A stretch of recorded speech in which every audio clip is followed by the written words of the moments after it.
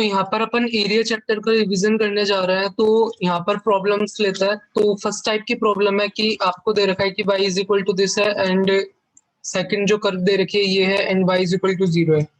तो area bounded bye curve बताना है। तो एरिया बाउंडेड बाय कर्व बताना है तो सबसे पहले यहाँ पे y is equal to root x का ग्राफ कुछ ऐसा होगा। ये y is equal to root x का ग्राफ है, ये y इज इक्वल टू 0 का ग्राफ है। और यहाँ पर देखते हैं तो 4 माइनस 3x की वैल्यू 0 कब होगी, x की वैल्यू 4/3 होगी जब। तो यहाँ पर जब x की वैल्यू 4/3 होगी तो उसके ऊपर ये वैल्यू 0 होने वाली है। तो इसका जो ग्राफ होगा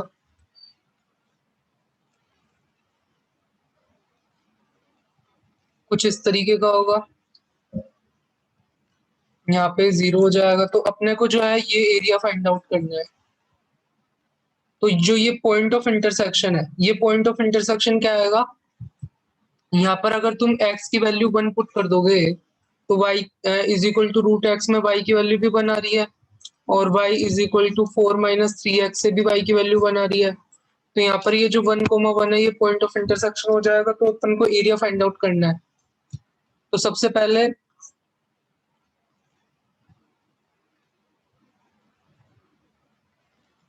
ये y is equal to root x का ग्राफ है तो 0 to 1 तक ये एरिया फाइंड आउट कर लेंगे। Integration of y dx 0 to 1 integration of y dx, तो उसमें तो ये आ जाएगा, यहाँ से फाइंड आउट कर लेंगे।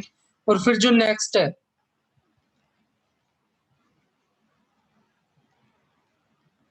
जो कि क्या है 1 से 4/3 तक, वो इस एरिया का इंटीग्रेशन करना पड़ेगा। तो यहाँ पर सिंपली इंटीग्रेशन करो x की पावर 3/2 ओवर 3/2 फ्रॉम 0 to 1, और ये कितना हो जाएगा 4 माइनस 3x की पावर 3/2 ओवर 3/2 और x के कोफिशिएंट का डिवाइड कर देंगे ओवर 1 to 4/3। तो इसको जब तुम कैलकुलेट करोगे तो तुम्हारे पास जो आंसर आएगा वो आएगा यहाँ पर 8/9। तो इस तरीके से इस टाइप की प्रॉब्लम्स को सॉल्व कर सकते हैं। फिर आगे देखते हैं। तो नेक्स्ट प्रॉब्लम है अपने पास, अपन को area bounded by this curve बताना from x is equal to 1 to x is equal to 3। तो इसका जब ग्राफ बनाएंगे तो यहाँ पर 1, 2 एंड 3 को ये कट करेगा। अगर तुम देखोगे कि x लेस देन 1 के लिए ये क्वांटिटी आएगी नेगेटिव, तो x लेस देन 1 के लिए कुछ नेगेटिव आएगा। अगर x ग्रेटर देन 1 होगा लेकिन लेस देन 2 होगा तो उस केस में पॉजिटिव होगा। और ऐसे ही तुम ये बाकी का ग्राफ भी बना सकते हो। कुछ इस तरीके का ग्राफ आएगा ये। तो अपन को ये एरिया फाइंड आउट करना है। तो यहाँ पर स्पेशल बात क्या है कि इस रीजन में तो इंटीग्रल पॉजिटिव आएगा और इस रीजन में इंटीग्रल नेगेटिव आएगा। तो अपन को क्या करना पड़ेगा कि 1 to 2 तक तो अपन इंटीग्रेशन ऑफ y dx करेंगे, लेकिन यहाँ पर अपन को माइनस साइन लगाना पड़ेगा क्योंकि इस एरिया में नेगेटिव है। तो अपन को तो एरिया तो पॉजिटिव, अपन एरिया तो हमेशा पॉजिटिव होता है, तो बीच में माइनस साइन लगाना पड़ेगा जब अपन 2 to 3 तक इंटीग्रेशन करेंगे। तो ये ध्यान रखने की बात है।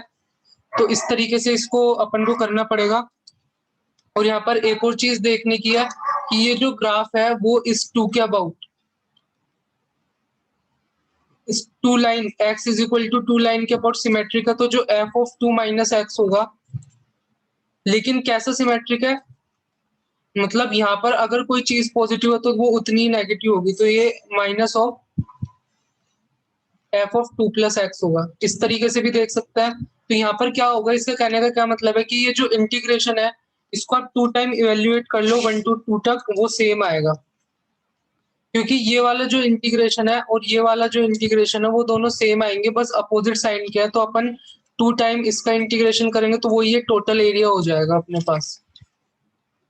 क्योंकि ये जो ग्राफ है वो x इज इक्वल टू 2 के अबाउट सिमेट्रिक है। और कैसे सिमेट्रिक है कि यहाँ पर जो पॉइंट है जितना पॉजिटिव आएगा उतना ही नेगेटिव आएगा। तो यहाँ पर बोल सकते हैं f of 2 minus x is equal to minus of f of 2 plus x.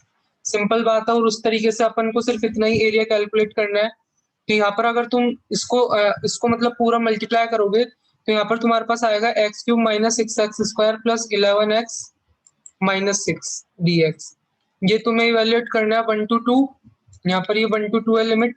तो जब तुम इसको इवेल्युएट करोगे तो इस पूरे एरिया की वैल्यू आ जाएगी तुम्हारे पास 2 टाइम्स 1/4। ये जो इंटीग्रल है उसकी वैल्यू 1/4 आएगी और उसका 2 टाइम्स लेना है तो जो टोटल एरिया है वो हाफ आ जाएगा। इस तरीके से इसको सॉल्व कर सकता है। तो अगर तुम्हें ये समझ में नहीं आया सिमेट्रिक का, तो तुम क्या करो कि 1 to 2 तक इवेल्युएट करो एंड 2 to 3 तक इवेल्युएट करो और बीच में माइनस साइन लगाओ यहाँ पर। तो इस तरीके से जो अपना टोटल एरिया होगा, क्योंकि ये इंटीग्रेशन अगर तुम करोगे तो 1/4 आएगा और ये इंटीग्रेशन तुम करोगे तो -1/4 आएगा, लेकिन एरिया पॉजिटिव होता है इसलिए बाहर एक और माइनस साइन लगाएंगे तो ये भी पॉजिटिव का हो जाएगा और टोटल एरिया अपने पास हाफ आ जाएगा। तो इस तरीके से कर सकते हैं। तो यहाँ पर ये वाला प्रॉब्लम लेते हैं, इस वाले प्रॉब्लम में एक नया कॉन्सेप्ट सीखेंगे। तो यहाँ पर अपने पास ये y दे रखा है और ये y axis and y is equal to 1 द्वारा जो बाउंड एरिया वो अपन को फाइंड आउट करना है।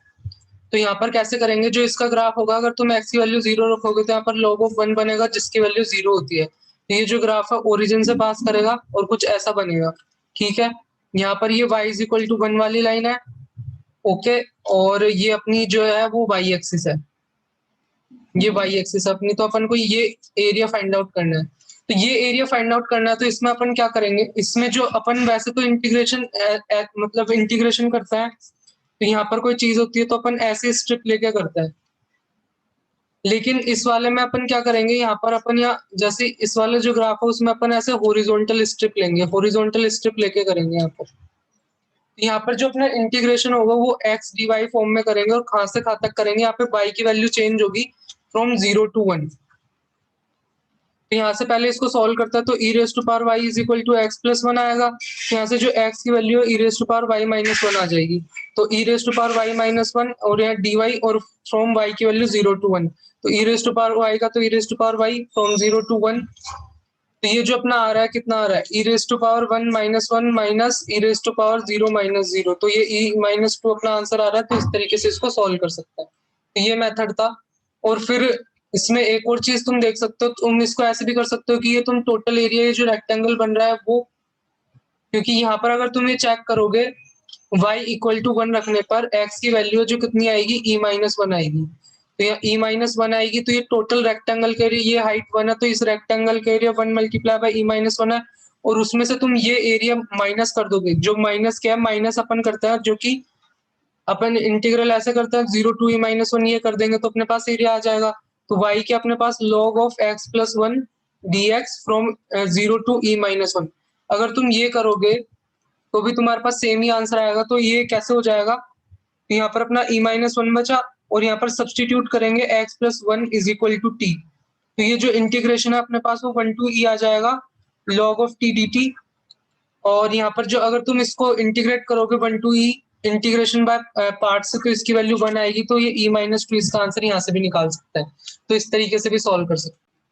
तो यहाँ पर अपने पास नेक्स्ट प्रॉब्लम है y is equal to root of x plus 2 दे रखा है, y is equal to 1 upon 1 divided by x plus 1 दे रखा है और x is equal to 0 and x is equal to 2 line के बिटवीन एरिया फाइंड आउट करना है। तो ये जो अपना कर्व है वो 1 अपॉन x प्लस 1 का है। तो यहाँ पर ये इसको 0,1 पे कट करेगा और ये जो अपना कर्व है y is equal to root of x plus 2 का है। तो x इज इक्वल टू इसमें 0 पुट करोगे तो यहाँ पे √2 आएगा जो कि 1 से ऊपर आएगा।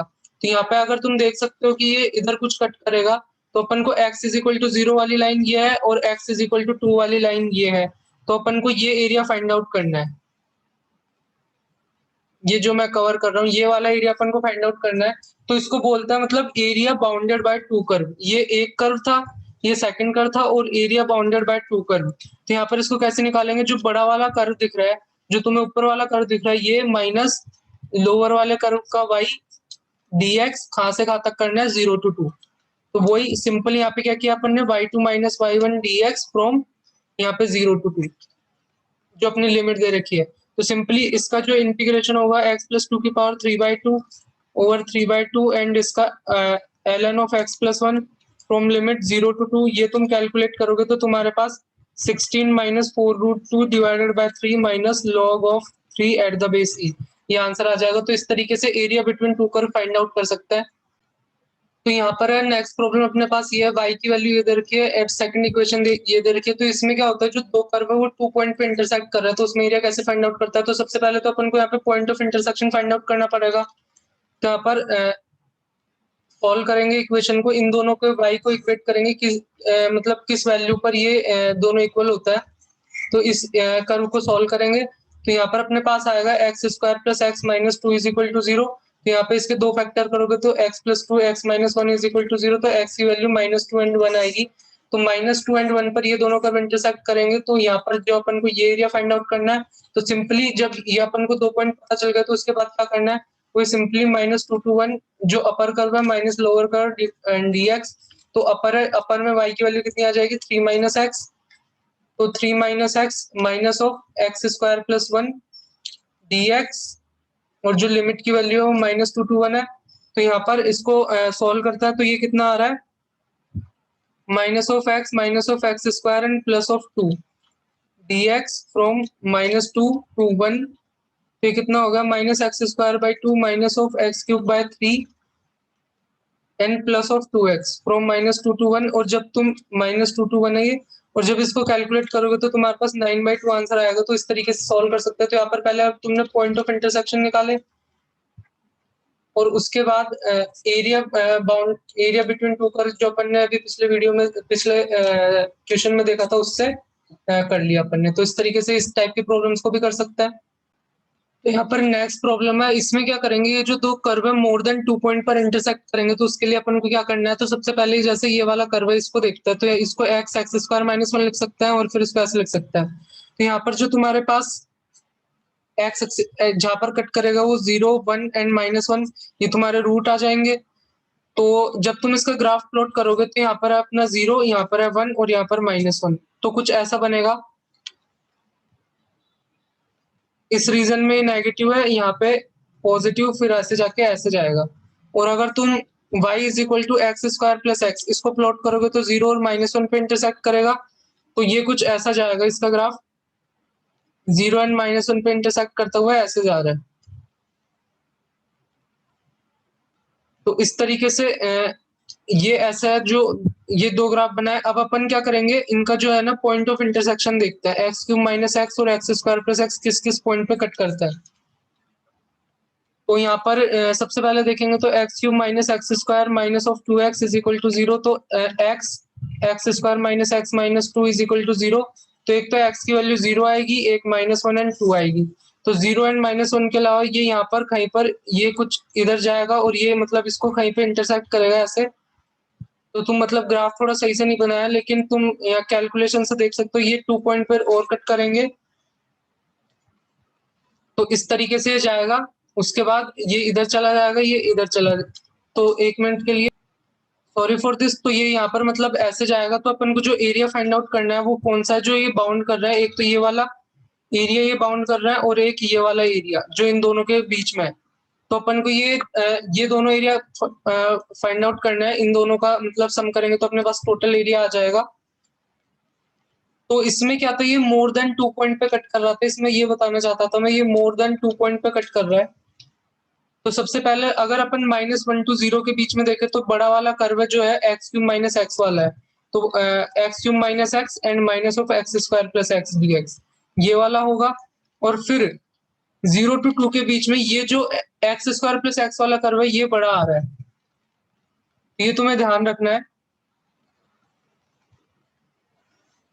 अब तुम ये जब टोटल इंटीग्रल निकालोगे, इसको सॉल्व करोगे, तो तुम्हारे पास जो आंसर आएगा वो 37/12 आएगा, और इस तरीके से इसको सॉल्व कर सकते हैं। तो बस ये ध्यान रखना है तुम्हें, मतलब पॉइंट ऑफ इंटरसेक्शन निकालना है, कौन से रीजन में कौन सा कर्व ऊपर आ रहा है, कौन सा नीचे आ रहा है, फिर इंटीग्रेशन उस रीजन में बड़ा वाला, और जो जिस रीजन में ये आ रहा है वो लिमिट लगा देंगे उसकी। तो ऐसे टोटल एरिया अपन को फाइंड आउट कर लेना है, जो अपना जिस रीजन में अपन को एरिया, या जिस रीजन में दोनों के बीच में कर्व बाउंड हो रहा है, तो इस तरीके से अपन ऐसे कर सकते हैं। तो ये region bounded by this two curve था, इसमें मोर देन 2 पॉइंट पे कट कर रहे थे। तो यहाँ पर आगे का कॉन्सेप्ट है जो कि है कॉन्सेप्ट ऑफ वेरिएबल एरिया। तो यहाँ पर तुम्हें कर्व दे रखा है और एक दूसरा कर्व दे रखा है y = x² + 2, तो x = 2 to अल्फा के बीच में ये जो एरिया बाउंड है वो तुमको दे रखा है यहाँ पर, और ये बता रखा है f(x) अबोव दिस कर्व है, तो तुम्हें f(x) की वैल्यू फाइंड आउट करनी है। तो सिंपली जो ये एरिया है वो किसके इक्वल होगा, integration of f(x) minus of x² + 2 dx y2 - y1 dx from 2 to alpha. और यहाँ पर अब लेबनीज रूल लगा देंगे, तो यहाँ पर दोनों तरफ डिफरेंशिएशन करेंगे, तो इधर d/d अल्फा आ जाएगा ऑफ दिस कर्व, और यहाँ पर लेबनीज रूल लगाएंगे तो यहाँ पर जो डिफरेंशिएशन वो कितना आएगा, मतलब डिफरेंशिएशन ऑफ इंटीग्रल में लेबनिज रूल लगाने पर यहाँ पर इतना आ जाएगा अपने पास। तो इस तरीके से अपन यहाँ पे क्या करने वाला है, 1 मिनट, इसमें दे रखा था ये बिलो लाई करता है, अबो लाई नहीं करता, ये बिलो लाई करता है, सॉरी, और ये अबो लाई करता है, तो यहाँ पर बस ये वाला ऊपर आ जाएगा, ये वाला नीचे आ जाएगा। इसमें ये दे रखा था ये अबो लाई करता तो फिर ये वाला सही था, अबो लाई के केस में ये वाला एकदम सही था। अगर ये बिलो लाई करता है तो उस वाले केस में ऐसे लेना पड़ेगा अपन को।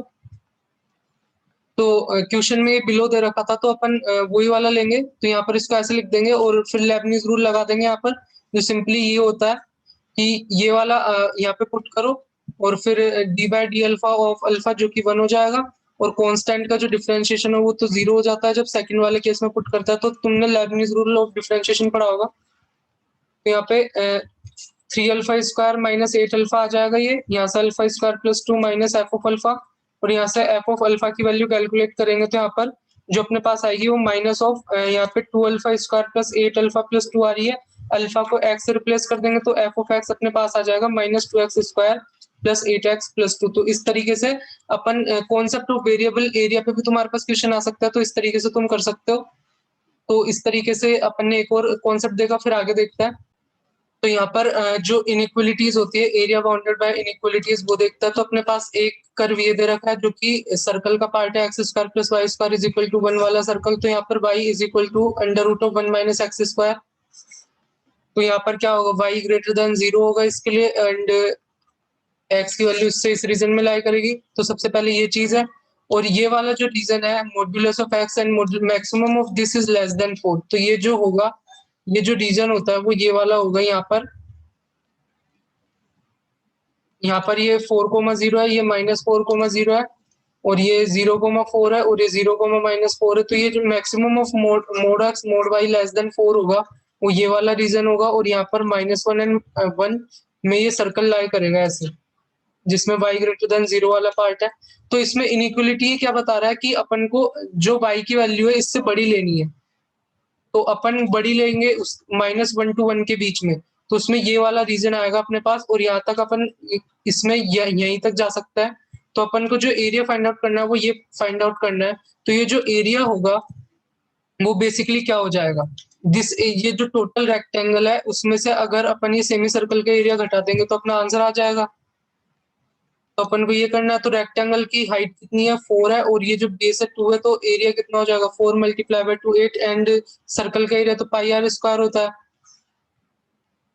और ये सेमी सर्कल है तो पाई आर स्क्वायर बाय 2 हो जाएगा। तो आर की वैल्यू 1 है तो ये एरिया पाई बाय 2 हो जाएगा, तो 8 माइनस पाई बाय 2 अपना आंसर आ जाएगा। तो इस तरीके से जो एरिया इन्वॉल्विंग इनइक्वलिटी है उसका रीजन बना के उसका एरिया भी आप फाइंड आउट कर सकते हैं। तो मैंने क्या किया, ये जो रीजन था modulus maximum of modulus of x modulus of y less than 4, ये वाला रीजन, ये मैंने कैसे ड्रॉ किया, मान लो सबसे पहले तुम मान लो मॉड्यूलस ऑफ एक्स की value less than modulus of y है, ये वाला केस है। तो उस केस में क्या होगा, जो मैक्सिमम होगा मॉड्यूलस ऑफ वाई होगा, और उसकी वैल्यू लेस देन 4 होनी चाहिए। तो इसका जो रीजन होगा वो इस तरीके से आ जाएगा, क्योंकि यहाँ पर अगर तुम लाइन ड्रॉ करोगे, ये y is equal to x की लाइन है, और ये y is equal to minus x की लाइन है।